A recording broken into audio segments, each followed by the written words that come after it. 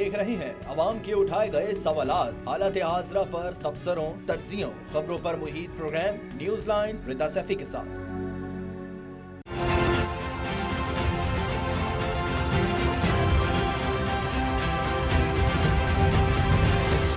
और ये अपना फैसला हम सब ने जो मिलकर किया मुशावरत के साथ, वो अपनी जात के लिए नहीं किया, जरदारी साहब ने अपनी जात के लिए नहीं किया, मौलाना साहब ने अपनी जात के लिए नहीं किया, और बाकी जो हमारे अकाबरीन हैं, मैंगल साहब और दूसरे हमारे साथी, उन्होंने अपनी जात के लिए नहीं किया। पाकिस्तान के 22 करोड़ आवाम की ख्वाहिश, जो कि दिन रात आसमान की तरफ देखते हैं और अल्लाह ताला से दस्त दुआ है कि या अल्लाह कब इस बदतरीन नाइल और करप्ट हुकूमत से जान छूटेगी। शेख साहब ये याद रखें, कप्तान जब मैच खेलता है ना, तो वो अपने मुखालिफ की हर चीज़ के लिए तैयार होता है कि अगर वो टॉस जीतेगा तो मैं क्या करूँगा, मैं टॉस जीतूंगा तो मेरी टीम क्या होगी, वो अगर विकेट तेज़ बुलाएगा तो मैं कौन सी बॉलिंग खिलाऊंगा। यानी हर चीज़ की, ये जो भी मुखालिफ मेरे हैं, ये चोरों का टोला, डाकुओं का पुलंदा, गुलदस्ता, ये जो भी करेंगे शेख साहब, मैं इनके लिए तैयार हूं।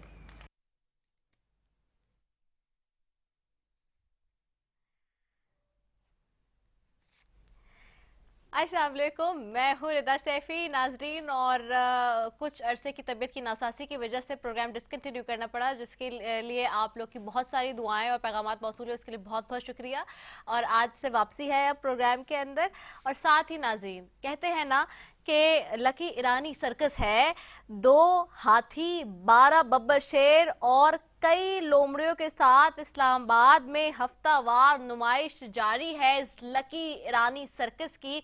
और लकी ईरानी सर्कस बहुत सारे लोग बहुत अच्छे से जानते होंगे, जिन्होंने बचपन में अपने देखा होगा कि किस तरह से उसमें तमाशा किया जाता था। तो एक तमाशा लगाया हुआ है शहर इख्तिदार के अंदर जी, और सारी लोमड़ियों और हाथियों की बातें आ रही है कि जी हम हुकूमत गिरा देंगे, हुकूमत को उखाड़ पिछाड़ कर देंगे, हुकूमत को घर बेच के दम रहेंगे।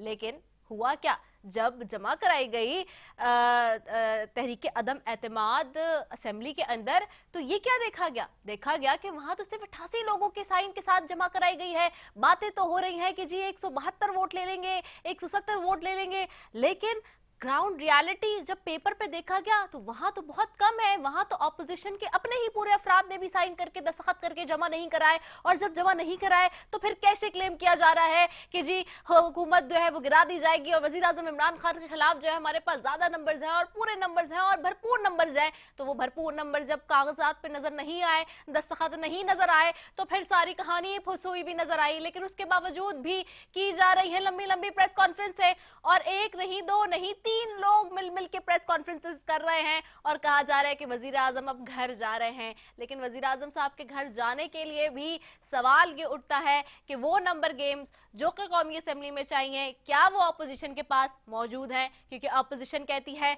हमारे पास नंबर ज्यादा है, 24 लोग हैं जो हम करके देंगे पूरे, और हम हुकूमत को घर भेज के रहेंगे। दूसरी तरफ हुकूमत है, परवेज खटक हैं, वजीर दिफा हैं, जिनको टारगेट दिया गया है दोबारा से, गवर्नर सिंध है इमरान इस्माइल, जिनको टारगेट दिया गया है खान साहब की तरफ से। और वो ये क्लेम करते हैं परवेज खटक साहब कि हमारे पास ऑपोजिशन के 24 लोग हैं, जिस दिन तहरीक अदम एतमाद आएगी वो 24 लोग हमारे साथ खड़े होंगे। अब सवाल ये है कि क्या इधर से भी लोग उधर जाएंगे, और उधर से भी जो जब इधर जाएंगे तो फिर नंबर गेम्स क्या बनेंगे? क्योंकि टूट के इधर जाने वाले और टूट के उधर आने वाले दोनों ही ये देखना होगा कि जब जा रहे हैं तो उसके बाद नंबर्स क्या दे रहे हैं और नंबर्स कैसे पेश कर रहे हैं। कौमी असेंबली के ऐवान की बात कर लेते हैं, अरकान की तादाद कितनी है जी। चलें कौमी असेंबली के ऊपर जरा नजर डाल लें, हुक्मरान इत्तेहाद के पास कितने हैं। हुक्मरान इत्तेहाद के पास कुल 179 अरकान मौजूद हैं। अब पीटीआई के अरकान 155 है, एमकेएम 7, काफ लीग के पास 5 है, बलूचिस्तान अवामी पार्टी के पास 5 है, डीडीए 3 मेंबर रखती है और आजाद अरकान 2 की तादाद है।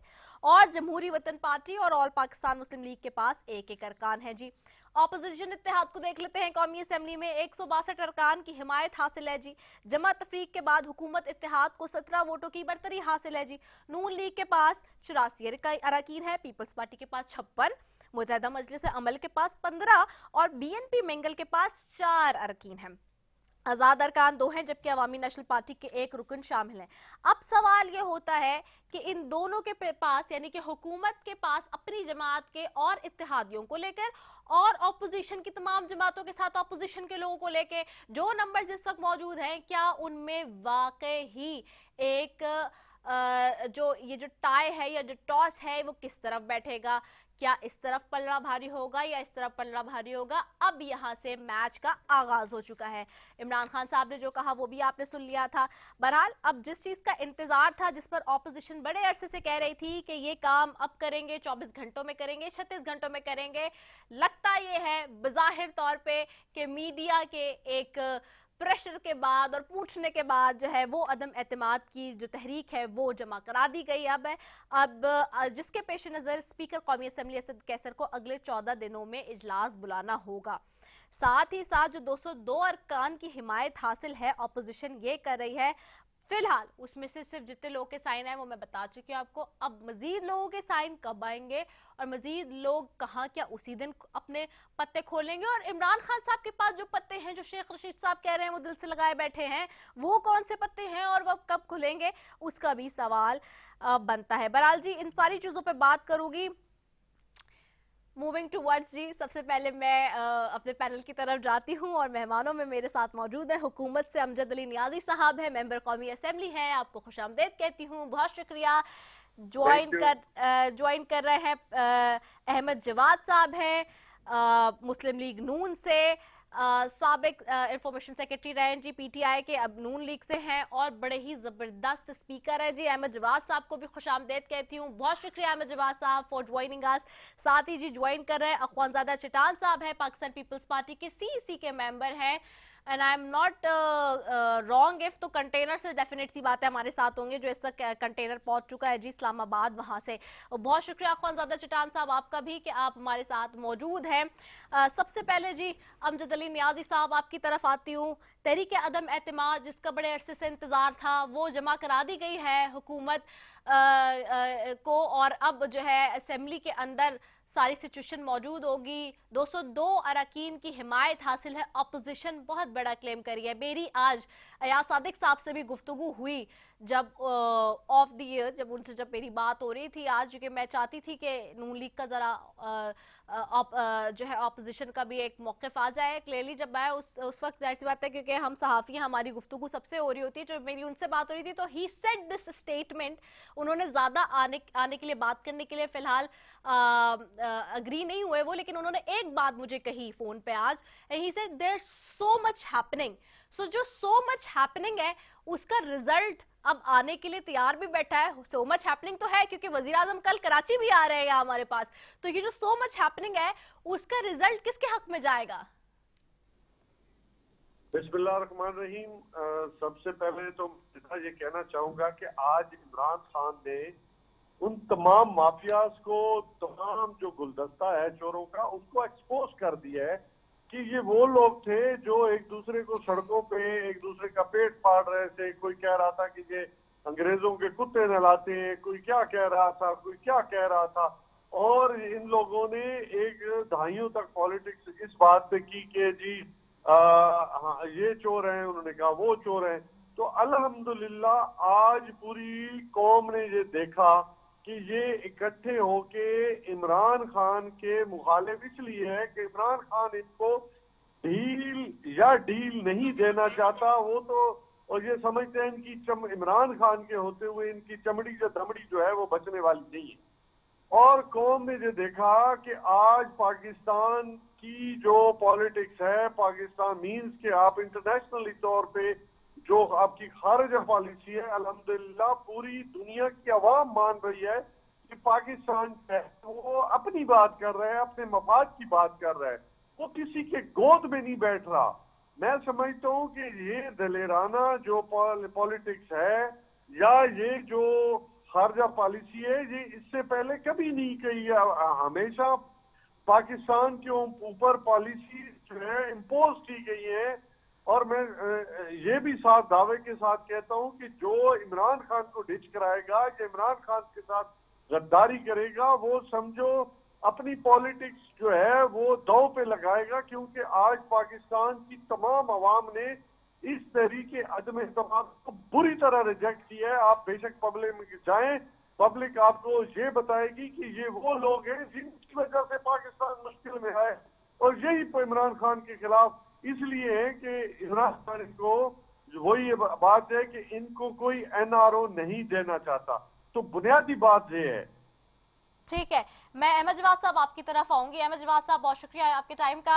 अहमद जवाद साहब, तहरीक अदम एतमाद जमा करा दी गई है कौमी असेंबली के अंदर, और अब तक सो फार उस पे जो नंबर्स बताए जा रहे हैं 88 लोगों के सिग्नेचर्स हैं। 202 लोगों का कहा जा रहा है कि हिमायत हासिल होगी अरकान की ऑपोजिशन को, तो उस पे फिर कम सिग्नेचर्स हमें क्यों नजर आ रहे हैं? Simple and very straight question है, फिर इसके बाद मैं आगे मजीद बात करूंगी कि जोड़ तोड़ क्या होना है।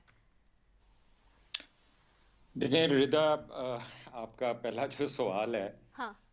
देखें, आई डोंट नो, आपने शायद इसको स्टडी ना कर सकी हों। कभी भी तहरीके अदम एतमाद जब जमा कराई जाती है, उसमें जिन लोगों ने तहरीके अदम एतमाद में उस रेजोल्यूशन का साथ देना है, उनके सिग्नेचर्स की ज़रूरत नहीं होती। तहरीके अदम एतमाद तो सिर्फ एक प्रोसीजर है, और उसमें आप अपने सारे मेंबर्स के जो हैं वो सिग्नेचर नहीं शामिल करते।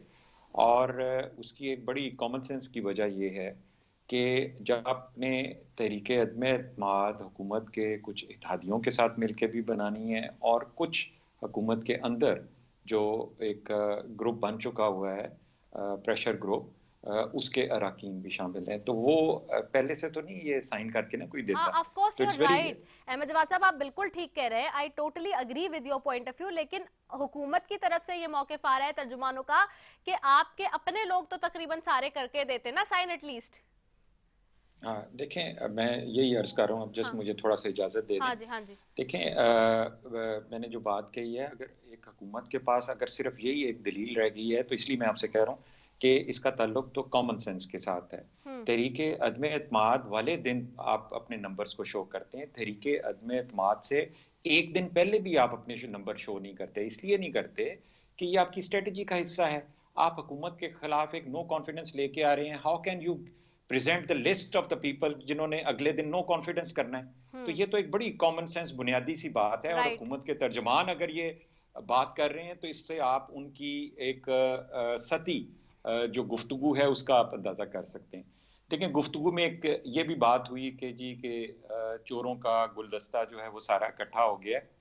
लेकिन चोरों का गुलदस्ता मैं बताता हूँ कहाँ कहाँ पे बैठा हुआ है। बाकी उनको इकट्ठा करना या उनके साथ क्या करना, ये तो शायद हुकूमत ही बेहतर बना सके। देखिए, चोरों के गुलदस्ते के कुछ फूल बैठे हुए हैं गंदम, चीनी, तेल, गैस के कमीशंस के अंदर, जहां पे हुकूमत के अपने इंक्वायरी कमीशंस ने उन चोरों की निशानदेही की हुई है। फिर ये चोर बैठे हुए हैं रिंग रोड स्कैंडल में, जिसका प्राइम मिनिस्टर खुद एतराफ कर चुके हुए हैं। फिर ये चोर बैठे हुए हैं पंडूरा लीक्स की लिस्ट के अंदर। फिर ये चोर बैठे हुए हैं स्विस लीक्स की जो है लिस्ट, उसके अंदर मौजूद हैं। ये चोरों को अब कैफरे करदार तक पहुंचाना या उनका गुलदस्ता बनाना, ये तो अब हुकूमत का काम है, क्योंकि हुकूमत इनकी है ना। तो ये जो चोर हैं सारे, ये तो सारे ये रिपोर्ट्स के अंदर हैं, चाहे ये स्विस लीक्स है, कोई भी पंडूरा लीक्स है, ये कमीशंस की रिपोर्ट है, इन सब के नाम मौजूद हैं, कौन कौन जिम्मेदार है।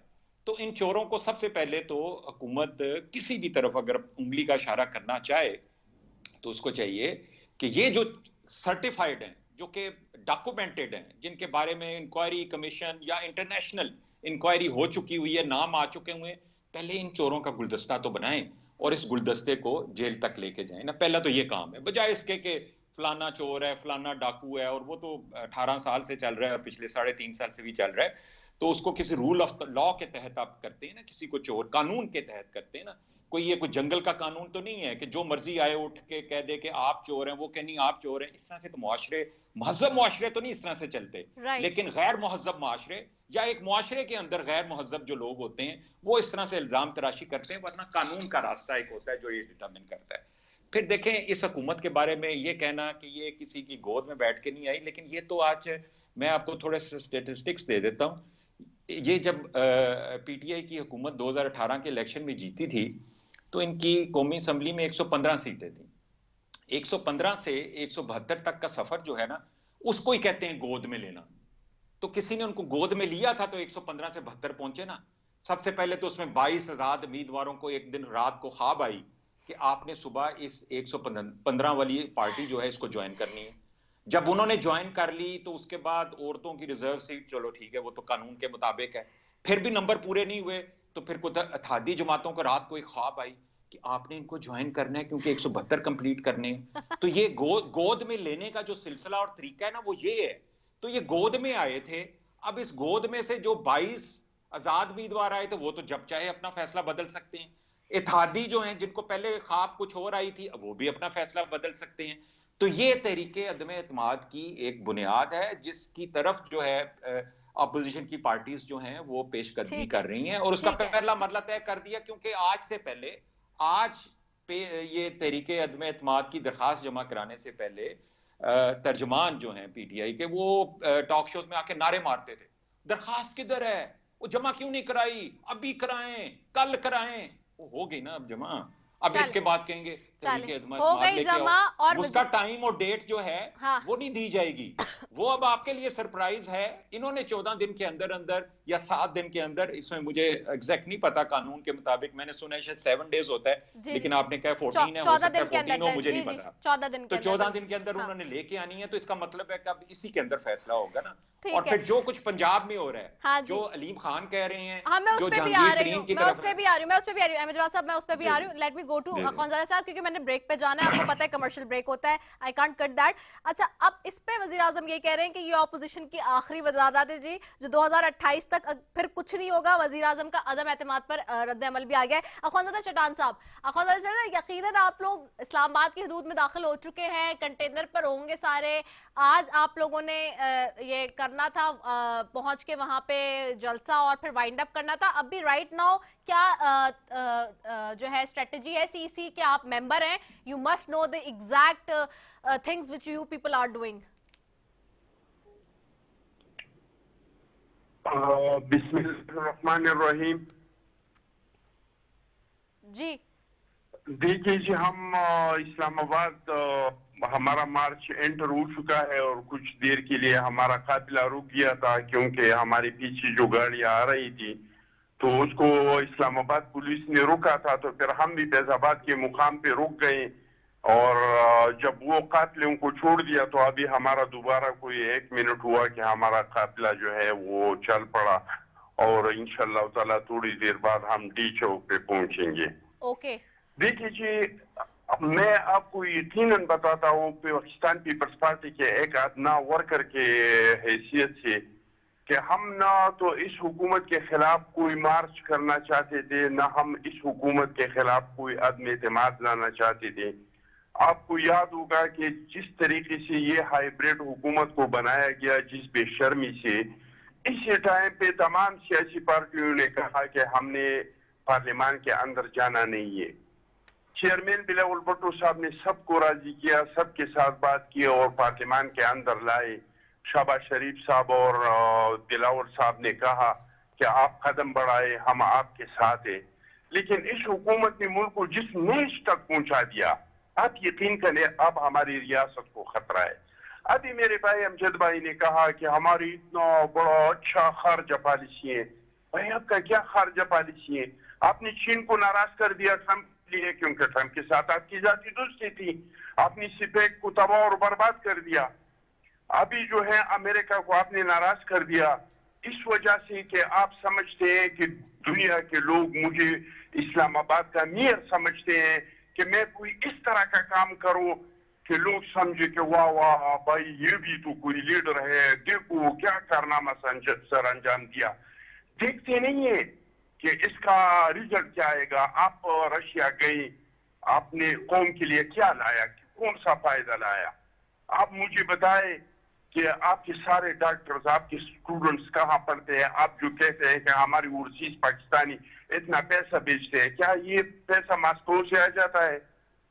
क्या ये वहां से आ जाता है या आपको ये पैसा कहाँ से आ जाता है? आपने ये जो फॉरेन पार्टी फंडिंग है, इसमें आप मुझे दिखाए कि रशिया का या इन ममालिकों को, आपको तो पैसा आया वेस्ट से, आपका तो फंडिंग हुआ है यूरोप से। तो ये तो इनका खर्चा पॉलिसी है जिसका इन्होंने इतना अफगानिस्तान के बारे में ये लोग कह रहे थे कि ये अमारात का हुकूमत आएगा तो यहाँ पे अमन आ जाएगा। अब देख ले पाकिस्तान में जब से वो हुकूमत खत्म हुआ है, तो ये कह रहे थे कि वहां पे राह है और खाद है और मुसाद है, वो हुकूमत जब खत्म हुआ 200% हमारे मुल्क में बदअमनी आ गई और वहां पे हमले ज्यादा हो गई। तो ये इस रियासत के लिए थ्रेट बन गए थे। इस वजह से हमने और मुस्लिम लीग नून ने अपने पास जितने गिले थे, जितने शिकवे थे, जितने नाराजगियां थी, वो सारा सब कुछ हमने बुला के और रियासत के लिए हम इकट्ठे हो गए कि हम इस कौम को इस नासूर से निजात दिलाए। और इंशाअल्लाह ताला ये चंद दिनों का मेहमान है, वो दिन दूर नहीं है। कल तक तो अमजद साहब हर चैनल पे हमें कहते थे कि भाई अगर आप लोगों के पास अक्सरियत है तो आप लोग जमा क्यों नहीं कराते। चलो आज हमने जमा करवा दिया। और जिस दिन, और ये कोई अनहोनी बात नहीं है, ये मैदान था कौमी असेंबली और हाफिज जो था वो इन लोगों का घोड़ा था। क्या गिलानी साहब ने जीता नहीं था ये कौमी असेंबली से? तो इंशाअल्लाह ताला ये जिन दिनों का मेहमान है और इस कौम को हम मुबारकबाद देते हैं कि इस नालायक नाअहल हुकूमत, हाइब्रिड हुकूमत से मुल्क को निजात मिल जाएगा, मुल्क के अवाम को निजात मिल जाएगा। अच्छा, ठीक है, ये तो बात हो गई अदम एतमाद की। ख्वाजा साहब, मैंने आपके लाएमल के बारे में भी पूछा था, what is your strategy now? Peoples Party अभी जलसा करेगी डी चौक पे, उसके बाद खत्म कर रही है यहाँ पे, क्योंकि कल आप लोगों ने, I think people have to go back, Sindh वालों ने सारे, क्योंकि कराची में सेनेट का इलेक्शन भी है सीट के ऊपर। नहीं जी, बस हमारा आज जलसा है, फिर खत्म है। ये हाइब्रिड हुकूमत के ये सिलेक्टेड वजीर आजम कहते थे कि अगर 1000 this is the move, final move, बस अब यही तरीके अदम एतमाद पर होगी चीजें, ठीक है ना? ठीक है, अच्छा चले, ये तो चंद दिनों के मेहमान है, और तो न मार्च की जरूरत है, न ओके, चंद दिनों के मेहमान है, चंद दिनों के मेहमान है। ऑपोजिशन की दोनों बड़ी जमातें ये कह रही हैं जी, ठीक है, बस डूबने वाला है, आप देख नहीं रहे ये लोग मैंने ब्रेक पे जाना है। ख्वाजा चजान साहब, मुझे प्लीज इजाजत दीजिए, कमर्शियल ब्रेक है, I can't cut it off because आपको भी पता है I have to go for a make a short commercial break. मैं फिर वापस आ रही हूँ, I will go for the discussion, stay tuned. आप देख रहे हैं अवाम के उठाए गए सवालात, हालत आसरा पर तबसरों, तज्जियों, खबरों पर मुहित प्रोग्राम न्यूज लाइन रिदा सैफी के साथ। आप देख रहे हैं अवाम के उठाए गए सवालात, हालत आसरा पर तबसरों, तज्जियों, खबरों पर मुहित प्रोग्राम न्यूज लाइन रिदा सैफी के साथ।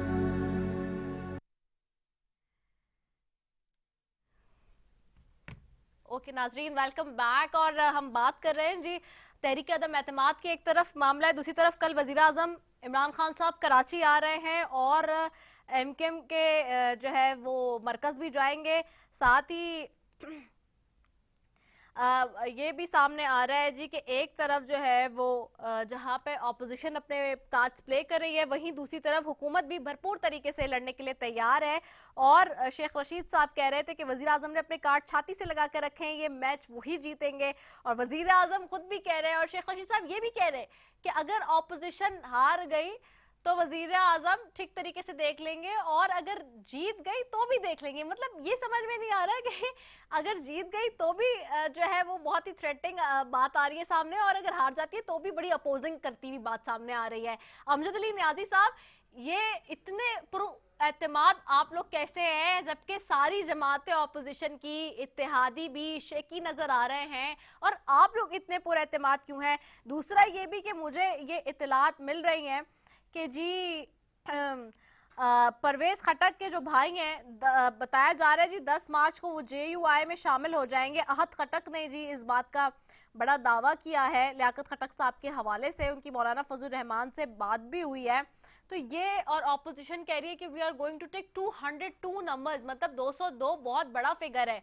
लेकिन उधर से जो आप लोग कह रहे हैं, परवेज खटक साहब ने परसों ये फिगर दिया है ना, और आज भी कहते हुए पाए गए कि जी 24 ऑपोजिशन के लोग हमारे साथ हैं। तो क्या ये 24 कौन से लोग हैं ऑपोजिशन के, वो भी बता दें। जब आपको ये पता चल गया कि हुकूमत के वो कौन से लोग हैं जिनको ऑपोजिशन ने ऑफर्स दिए हैं, और आज ही कहा जा रहा था कि जी वजीर आजम साहब को जो है वो इदारों की रिपोर्ट मिल गई है, तो ये भी बता दें कि आप लोग वो कौन से लोग हैं ऑपोजिशन के जिनको आपसे राब्ते में और आप उनसे बात कर रहे हैं। रिदा, पहले तो बात मैं अपने भाई की कहूंगा, इन्होंने कहा जी कि अमेरिका नाराज हो गया। जी अमेरिका नाराज हुआ है, अल्लाह ताला नाराज नहीं होना चाहिए। अगर हम मुल्क की पॉलिसियां जो है वो पाकिस्तान की कुर्बानियों के बावजूद भी रिकॉग्नाइज ना की जा सके, तो क्या हम उनकी पॉलिसियों पे तनकीद भी नहीं कर सकते? हमें इतना खौफ है, हमें खौफ से बाहर आके पाकिस्तान को रिप्रेजेंट करना चाहिए। और अल्हम्दुलिल्लाह हम कर रहे हैं। किसी को हमने ये नहीं कहा कि हम अमेरिका के कोई दुश्मन हैं, यहाँ पर यूरोपियन ममालिक के दुश्मन आती। यूरोपियन जो ममालिक उनका सदर था, उन्होंने खान साहब से बात की और उन्होंने दरखास्त की है कि आप अपना सालसी का किरदार करें। हमने कहा हम जो हो सका हम करना चाहते हैं। आज भी हम ये जो है, हम जंग का हल तो कभी भी नहीं कहते कि जंग का जो है वो दुनिया के अंदर हल है। उससे जो अशाए खुर्दनोश हैं, जो हम जैसे ममालिक को बर्दाश्त नहीं करते। आज जहाँ पे $138 तक चला गया आपका पेट्रोलियम मसनूआत जो है प्रोडक्ट इतनी चली गई, तो इस हालात में हम समझते हैं हम जैसे ममालिक जो है वो अफोर्ड ही नहीं कर सकते। दूसरी बात ये, आप पहली दफा आपने देखा होगा कि अपोजिशन का पूरा जोर जो है वो खरीद फरोख्त पे है। वो इस पे जोर नहीं है कि हमने किसी साथी को बुलाने। देखे आपके इसके एविडेंस मिल गए खरीदो फरोख्त वाले आप लोग को? जी हमें पूरी मालूमात है और जिन जिन के साथ राब्ते में है हमें वो भी मालूमात है। और इनका पूरा जोर है कि बात पे है कि किसी तरह हम जो है वो हार्स ट्रेडिंग में कामयाब हो। लेकिन या तो आपने छांगा मांगा की और 90s की दहाके में जब पीपल्स पार्टी और नून लीग किया करते थे, वही सियासत वापस लानी है, वो गंदगी वापस लानी है, फिर तो देखें अलग बात है। अगर आपने कहना है कि जी, आप कहते हैं कि जी हमने रियासत को मजबूत करना है, रियासत तो मजबूत होती है इस शफाफियत से, रियासत मजबूत होती है इदारों की जो है वो जितने तगड़े होंगे, रूल ऑफ लॉ पे जिनका यकीन होगा। देखिए कॉन्स्टिट्यूशन के मुताबिक कोई भी मेंबर, चाहे वो पीपल्स पार्टी को हो, नून लीग को हो या हमारा हो, वो अपनी जो है वो अपनी पार्टी हेड के जो पॉलिसीज है उसको ही फॉलो करेगा। यानी कि चाहे वोट ऑफ कॉन्फिडेंस हो या फाइनेंस बिल हो, जिस पर पार्टी का स्टांस होगा वही उसका स्टांस हो, उसका कोई अपना स्टांस तो है नहीं। अब इनका ये कहना कि जी हम क्योंकि खरीद रहे हैं और अब इसको वो पता नहीं क्या नाम दे रहे हैं, ये अजीब बात है कि मतलब डर्टी पॉलिटिक्स करना चाहते हैं। और मैं आपके तवज्जो से पाकिस्तानियों को ये भी मतलब पाकिस्तानी सुन रहे हैं, हाँ जी, कि याद रखना रिता, जो भी इमरान खान को डिच कराएगा, गद्दारी करेगा, उसकी पॉलिटिक्स एंड हो जाएगी। ये भी आज पूरे पाकिस्तान के लोग खड़े हो रहे हैं, वो खड़े हो रहे हैं कि समझते हैं कि ये वो पॉलिटिक्स करना चाहते हैं जो वो समझते हैं कि जी माफिया की पॉलिटिक्स है। ये पाकिस्तान की शफाफ पॉलिटिक्स नहीं, शफाफ पॉलिटिक्स है। ठीक है जी, अहमद जवाद साहब की तरफ होंगे। अहमद जवाद साहब, आपसे बड़ा फिर अगेन एक पर्टिकुलर सवाल करूंगी मैं कि ये बात वही हो रही है कि जी लोग उधर चले जाएं, इधर चले जाएं, और बात अगेन वही है ना कि जैसे अब नदीम अफजल चंद साहब वापस चले गए, सो मेनी पीपल जो आए थे, और फिर इलेक्टेबल्स की अगेन बात शुरू हो गई। अब नून लीग का तो बड़ा सख्त मौकिफ था कि इलेक्टेबल, मरियम साहिबा के हमने वो दिखाए भी पिछले उनके जो माजी के उनके स्टेटमेंट्स हैं इलेक्टेबल्स के हवाले से कि वो क्या राय रखती थी।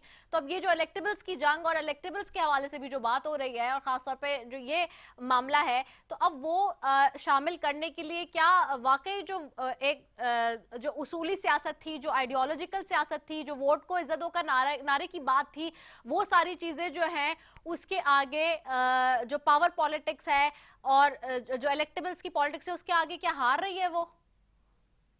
जी रिदा, मैं आपका इलेक्टेबल और वोट को इज्जत दो दोनों के हवाले से भी मैं आपको जवाब देता हूँ। थोड़ी सी मैं गुफ्तगू जिस तरह हो रही थी उसकी क्लैरिफिकेशन भी एक करना चाहूँगा। देखें, बात हो रही थी खारजा पॉलिसी की। ये कहा गया कि खारजा पॉलिसी बड़ी कामयाब है, तो उसके जवाब में चटान साहब ने ये कहा कि वो खारजा पॉलिसी जो अफगानिस्तान के हवाले से नाकाम है, चीन के हवाले से नाकाम है, अमेरिका के हवाले से नाकाम है, वो सऊदी अरब के हवाले से नाकाम है, यूएई के हवाले से नाकाम है, उस खारजा पॉलिसी की तरफ इशारा किया था। इसमें कोई शक नहीं कि हमारी अल्टीमेट हमारी जो ऑब्जेक्टिव होता है वो अल्लाह ताला की रजा होती है। लेकिन गुफ्तगू जिस कॉन्टेक्स्ट में हो रही थी खारजा पॉलिसी के, तो उसको उन्होंने एक्सप्लेन किया था और इसमें कोई शक नहीं कि पाकिस्तान की बदतरीन खारजा पॉलिसी जो है, वैसे तो हर चीज़ में हमने बदतरीन का जो है वो हासिल किया है तमगा जो है इस दौरे हुकूमत में। अभी मैं उसकी लंबी लिस्ट में नहीं जाना चाहूँगा।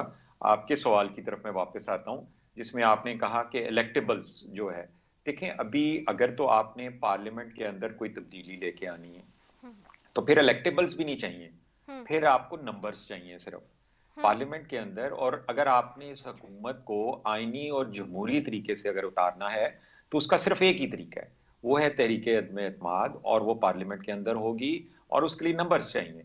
उसमें इलेक्टेबल का होना या ना होना वो तो है ही नहीं अभी क्वेश्चन ना। इलेक्टेबल का तो क्वेश्चन आएगा जब इलेक्शंस अगले अनाउंस होंगे, उस वक्त ये सवाल आएगा।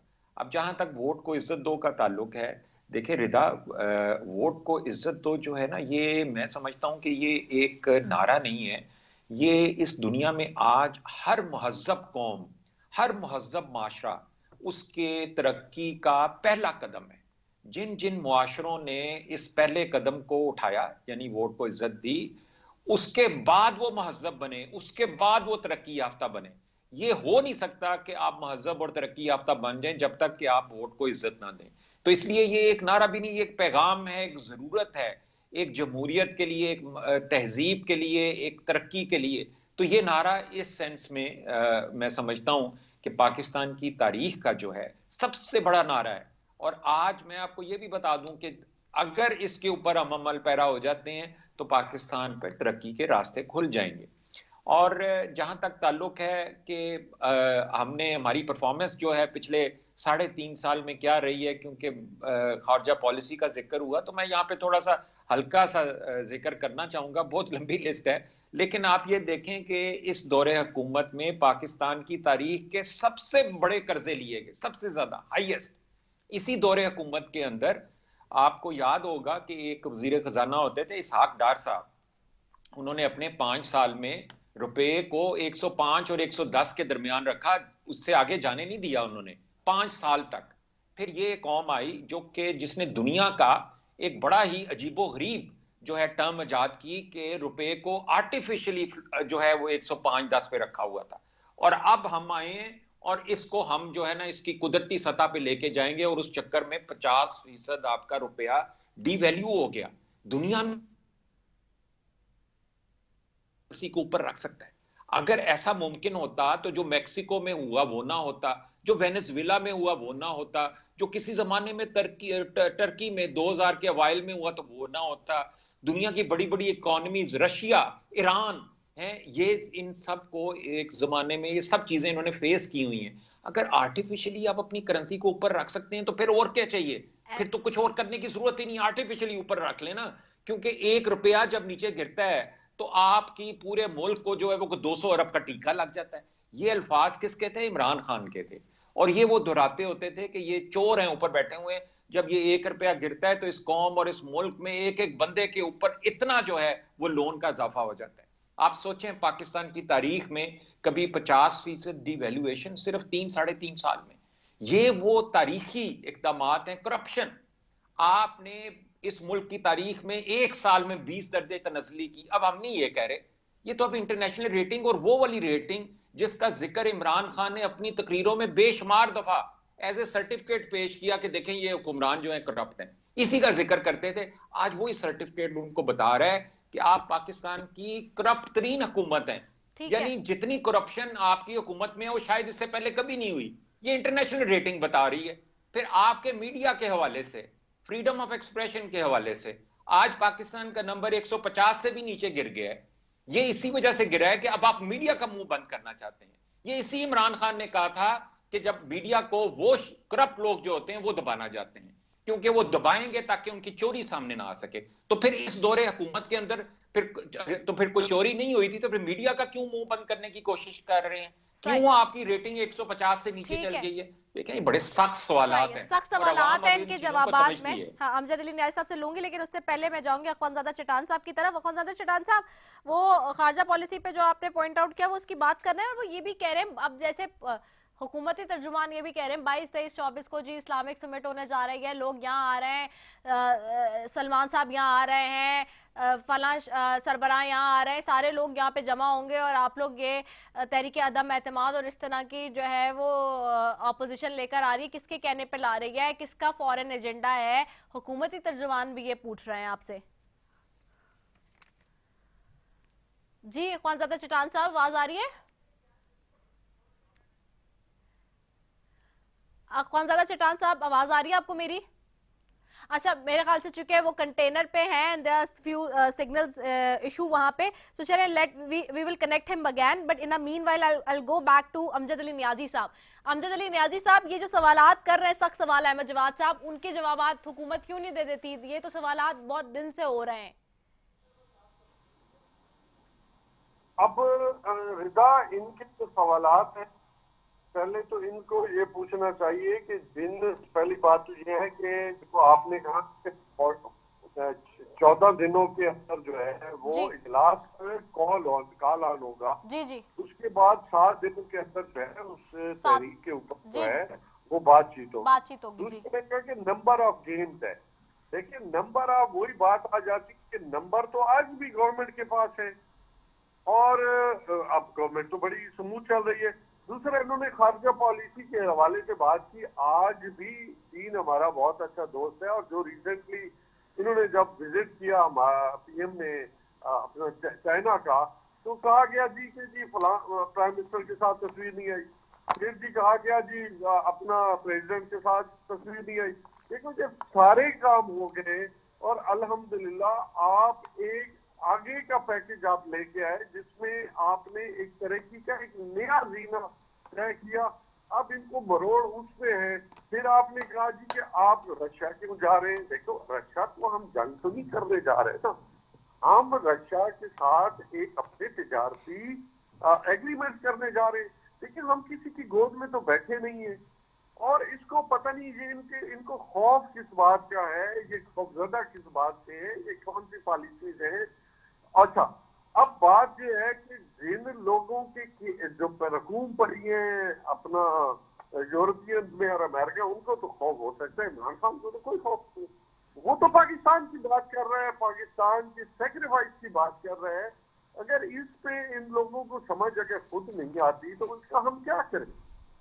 और अल्हम्दुलिल्लाह आज आपकी जो इकोनॉमी है वो तो एक, मैं समझता हूँ कि एक सही रास्ते पे चल पड़ी है। आज मैं नहीं कह रहा, दुनिया के तकरीबन टॉप रैंकिंग जो इकोनॉमी को नापने वाले इदारे हैं जो अशारिये देखते हैं, वो कह रहे हैं कि आप पाकिस्तान की इकोनॉमी आफ्टर 2 डेकेड वो एक ठीक ट्रैक पे चल पड़ी है।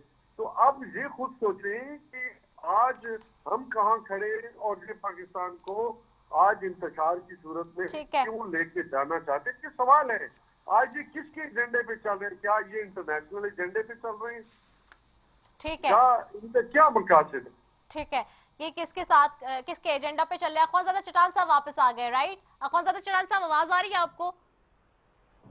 जी, मुझे आवाज आ रही है लेकिन बहुत कम आवाज आ रही है। अच्छा, अभी आपको ठीक आ जाएगी। ख्वानज़ादा चट्टान साहब, सवाल आपसे वही है, मैं ये पूछ रही हूँ कि जैसे कि वो कह रहे हैं कि जी खारजा पॉलिसी पे आप लोग बहुत ज्यादा क्रिटिसाइज कर रहे हैं, 22, 23, 24 को जी समिट्स हो रही हैं, लोग यहाँ आ रहे हैं, शाह सलमान साहब आ रहे हैं, दीगर सारे लोगों की यहाँ पे नजर लगी हुई है पाकिस्तान की, और आप लोग बल्कि अनसर्टिनिटी की तरफ लेके जा रहे हैं ये जलसों से और तहरीक अदम एतमाद से। देखिए जी, सिर्फ खारजा पॉलिसी की बात नहीं है, ये खारजा पॉलिसी का तो इन्होंने एक नया नैरेटिव बनाया कि कल अगर ये अपोजिशन मुझे निकाल दे तो मेरे पास ये जवाब हो कि देखिए मुझे तो अमेरिका ने निकाल दिया, पता नहीं मुझे तो किस मुल्क ने निकाल दिया। ये तो उन लोगों ने नया नैरेटिव लाया।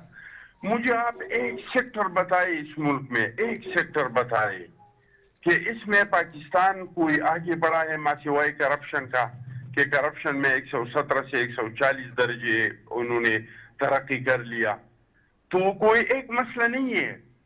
अभी ये सिर्फ ये खारजा पॉलिसी का जो इन्होंने इशू बनाया है और ये जो बयानात देते हैं, सिर्फ वही अपने लिए जवाब ढूंढने का। हमारा भी खारजा पॉलिसी था, 9 महीने तक हमने नेटो कॉन्वॉय को रोका, हमने चाइना के साथ गवादर पे मुआहिदा किया अमेरिका के मुखालफत के बावजूद, हमने ईरान के साथ गैस पाइपलाइन मुआहिदा किया, अमेरिका को नाराज किया, लेकिन मुल्क को कोई फायदा तो पहुंचाया। आप मुझे ये बताएं कि आपने सिपेक पे चाइना को नाराज कर दिया। अपना सिपेक जितना चाइना के लिए जरूरी है, इससे 100 गुना पाकिस्तानी अवाम के लिए जरूरी है। आपने चाइना को नाराज कर दिया, सिपेक को तबाह और बर्बाद कर दिया। अमेरिका के लिए आपको क्या फायदा हुआ? अभी आपने अमेरिका को और पूरी यूरोप को नाराज कर दिया। कल आपके जो मुईद है, इसका दौरा बरतानिया ने कैंसिल कर दिया। आखिर आप रशिया जाके आप लोगों ने तो एक मुश्तरका एलामिया तक जारी नहीं किया। आप कुछ और कह रहे हैं, रशियन जो हैं वो कुछ और कह रहे हैं। तो मतलब ये है कि इसका ना खारजा पॉलिसी है, ना इसके पास इकोनॉमी का कोई पॉलिसी है, कोई किसी किस्म की पॉलिसी इनके पास नहीं है। सिर्फ वही खाली बातें हैं, झूठे जो सुनामी झूठे जो लोगों को सुनाते हैं और अपोजिशन पे इल्जामात लगाते हैं। 4 साल हुकूमत में रहने के बावजूद भी कहते हैं कि अगर मैंने पैसे लाए, इनसे पैसे ली। भाई हमारे पास कोई चोरी का डकैती का पैसे होते तो ये 4 साल में आप निकाल देते। 4 साल तो आपके हो गई। 4 साल हुकूमत में रहने के बावजूद भी आप लोगों को यही लोलीपॉप देते हैं कि ये तो साबिक हुकूमतों ने। हमने जो कर्ज लिया था, हमने तो 5 अरब कर्जा लिया था। इस पे हमने दहशतगर्दी का जंग लड़ा, हमने सवाद पे पाकिस्तान का झंडा दोबारा लहराया, हमने बलूचिस्तान में दोबारा तराना बजाना शुरू कर दिया। बहुत सारे काम ऐसे थे जो हमने वो इन पैसों से किए। हमने लोगों की तनख्वाहों को बढ़ाया, हमने लोगों के जो पेंशन है उसको बढ़ाया, बेनजीर इनकम सपोर्ट प्रोग्राम शुरू किया। 5 अरब डॉलर का हमने कर्जा लिया था। आप हमें बताएं कि ये 4 साल में आपने इस मुल्क पे कितना कर्जा चढ़ाया और क्या आपने क्या दिया, आवाम को क्या दिया? कोई डेवलपमेंट का काम बताए, कोई स्कूल यूनिवर्सिटी का नाम बताए, कुछ तो बताए कि आपने इस कौम के लिए किया हो। साहब मैंने वाइंड अप की तरफ जाना है, 9 बज रहे हैं बिल्कुल। मुझे सिर्फ ये बता दें, तहरीक अदम एतमाद जो अब पेश कर दी गई है, उस हवाले से ये बताएं कि जी क्या वाकई ऑपोजिशन समझ रही है कि नंबर्स जो हैं वो पूरे हो जाएंगे, और अगर नंबर्स पूरे नहीं होते फिर क्या होगा? जी हमारे पास नंबर पूरी थी, इसलिए तो आदमी एतमाद हमने लाया। नंबर्स पूरे हैं, आप लोग समझ रहे हैं नंबर्स पूरे हैं और कोई जो है इफ एंड बट्स नहीं होगा। ठीक है, सेम सवाल मैंने अहमद जवाद साहब से पूछा है। अहमद साहब क्विकली बस रिस्पॉन्ड कर दें कि नंबर्स अगर पूरे नहीं होते then what would be the strategy?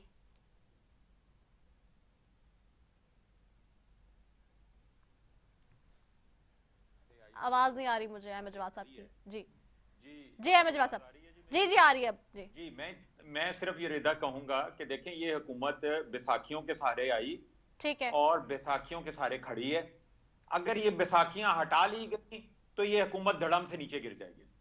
ठीक है, ये बैसाखियां हटा ली तो ये हुकूमत धड़म से गिर जाएगी। बहुत शुक्रिया अमजद अली न्याज़ी साहब आपका, अहमद जवाद साहब आपका, अख्वानज़ादा चट्टान साहब आपका, तीनों मौजूद मेहमानों का बेहद शुक्रिया। नाज़रीन आपने सुना आज की डिबेट आपके सामने ओपन करके रखी जी। तीनों लोग ये बहुत पुरएतमाद और मुतमईन नजर आ रहे हैं अपनी अपनी जगह अपने मौकिफ पर, और हमेशा सियासत का उसूल है कि जो सामने वाला खिलाड़ी होता है वो बिल्कुल पुरएतमाद होता है। लेकिन सवाल अब थोड़ा सा टेक्निकली ये है कि 14 दिनों के अंदर ये इजलास बुलाना होगा कौमी असेंबली के स्पीकर को, जिसके अंदर ये 7 दिनों के अंदर तय करना होगा, इस पे बहस होगी और अदम एतमाद के ऊपर नंबर्स पूरे करने होंगे। अगर ऑपोजिशन इस बार भी ये समझती है कि वो वाकई अपने नंबर्स पूरे करेगी और फिर असेंबली में जाके लेकिन गेम उल्टा पड़ जाता है, तो फिर वाकई हुकूमत के मौकिफ को मजीद जो है वो तकवीयत मिलेगी। वेल लेट्स सी कि ये जो 21 दिन है ये बहुत इंपॉर्टेंट है। इस दिनों में ये जो लोग नंबर्स देते आ रहे थे काफी दिनों से, मैंने अभी तक कोई नंबर्स नहीं दिए थे कि कितने दिन इंपॉर्टेंट होंगे, लेकिन आज कह रही हूँ आज इस प्रोग्राम में कि मजीद जो ये अब नेक्स्ट 21 डेज है ये बहुत इंपॉर्टेंट है। आप देख रहे हैं अवाम के उठाए गए सवालात, हालत हाज़रा पर तबसरों, तज्जियों, खबरों पर मुहित प्रोग्राम न्यूज़ लाइन रिदा सैफी के साथ।